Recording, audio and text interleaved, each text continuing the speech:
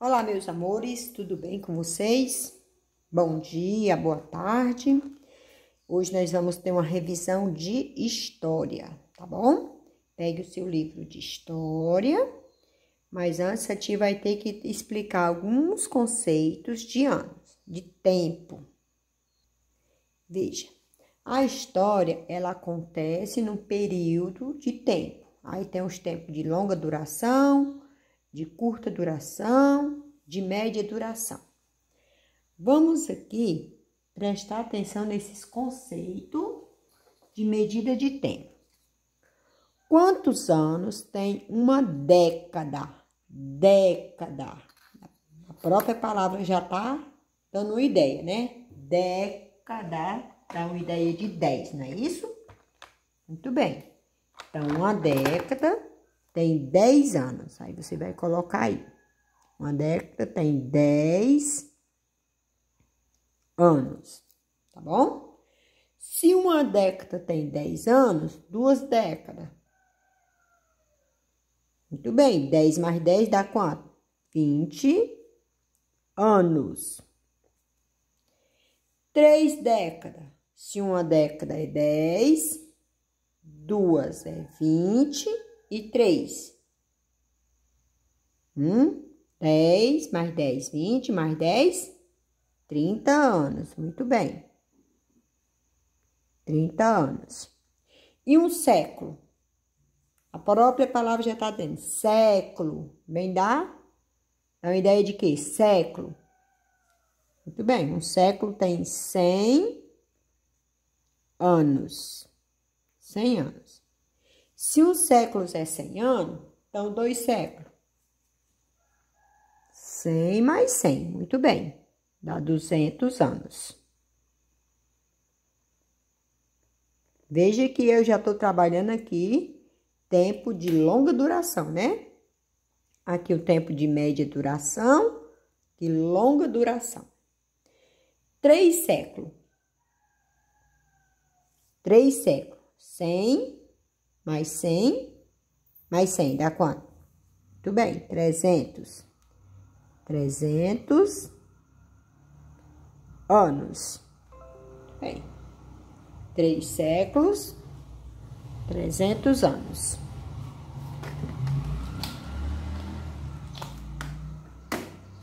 Agora, 100 anos tem quantos séculos? Quantas décadas? Muito bem, dentro do número 100 tem quantos 10 dentro? Muito bem, tem 100 anos, tem 10 décadas. Viu? 10 décadas. Você pegar 10 vezes, tá bom? 10 vezes 10 dá 100. Tá bom? 10 vezes 10 dá 100. Então, 100 anos tem 10 décadas, tá bom? Ou seja, 10 décadas são quantos anos? 100 anos, olha, voltei para a mesma resposta. 100 anos, tá bom? Só para vocês terem uma noção aí dessa contagem aí de tempo. Agora, como eu já expliquei lá no caderno, escreva quantas décadas ou quantos séculos vive, em média, cada um desses animais. 30 anos, quantas décadas são? Aí uma carpa vive 30 anos. Uma tartaruga marinha vive 100 anos. 100 anos tem quantas décadas? E 100 anos é quantos séculos?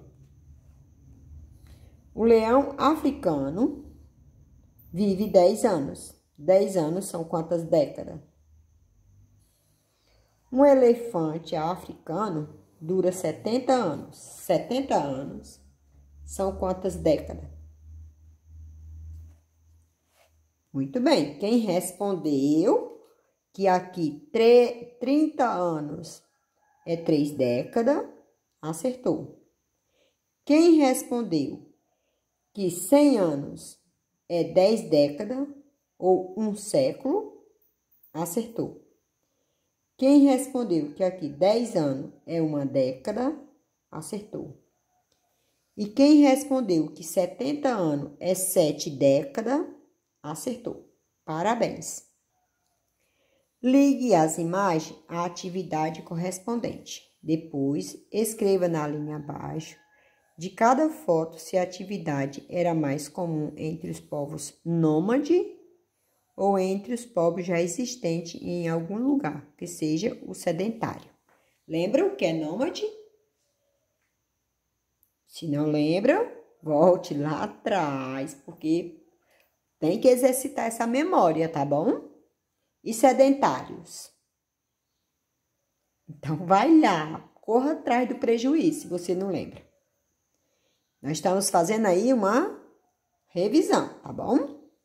Então, tá aqui, ó. Essa prática dessa atividade era no tempo do povo nômade. Muito bem. E aqui, essa prática dessa atividade era do tempo de quê? E aqui, essa prática? Nômade. E aqui? Nômade. Pois vamos ligar essas imagens a essas frases.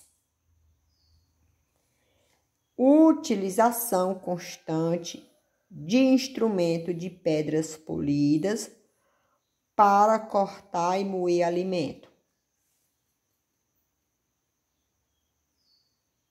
Qual dessas figurinhas aqui? Ligue. Aqui você achar que é, você ligue, tá bom? Registro do cotidiano nas paredes da caverna que utilizavam como abrigo. Qual delas aqui? Faça ligação também. Prática da caça, da pesca e da coleta de frutos e raízes. Qual dessas aqui? Muito bem. Faça a ligação. Cultivo de algumas espécies vegetais próprio para a alimentação humana.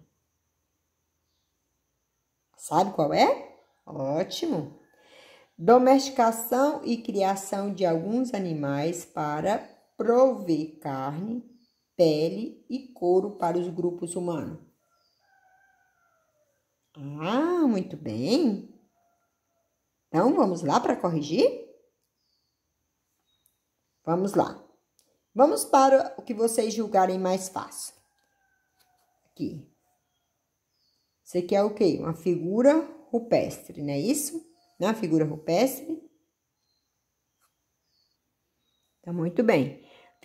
Utilização constante de instrumento de pedras polidas para cortar e moer alimento. Quem ligou para cá? Ótimo. Então, tá aqui, ó.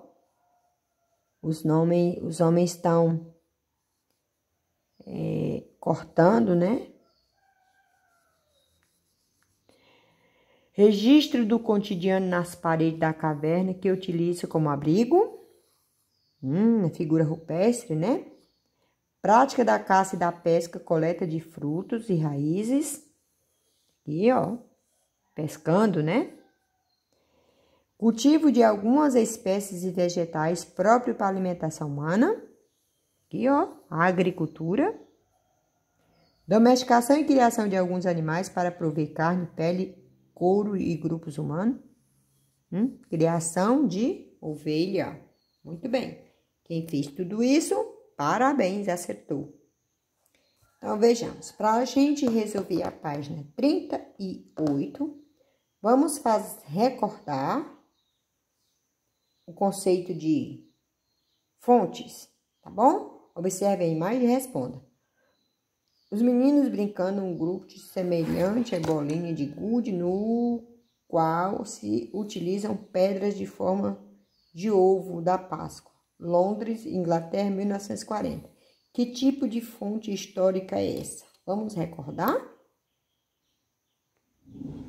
Veja aí. As fontes podem ser escritas, pode ser visuais e pode ser orais.